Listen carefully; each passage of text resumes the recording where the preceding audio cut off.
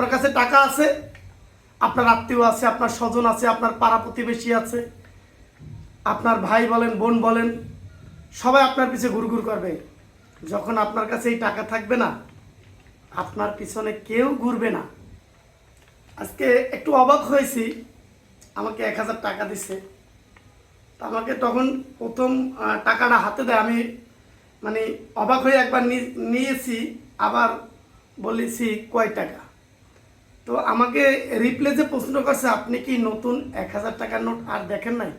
আমি আসলেই বাস্তবেই অবাক হয়ে গেছি। আসলে আমি নতুন 1000 টাকার নোট এই আজকে প্রথমেই দেখলাম। নেওয়ার পর টাকাটার ঘ্রাণটা নিলাম।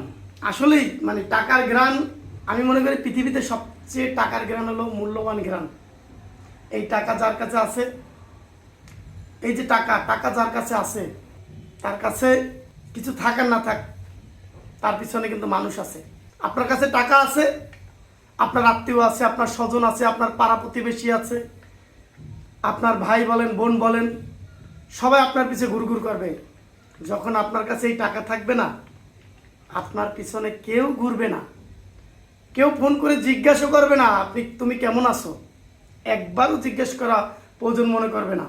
যখন আপনার কাছে টাকা থাকবে, প্রয়োজনে অপ্রয়োজনে, যখন প্রয়োজন নাই অপ্রয়োজনেও আপনাকে ফোন করে জিজ্ঞেস করবে। শুধু এই টাকা এমন একটা জিনিস, এমন এক বস্তু, এই টাকা।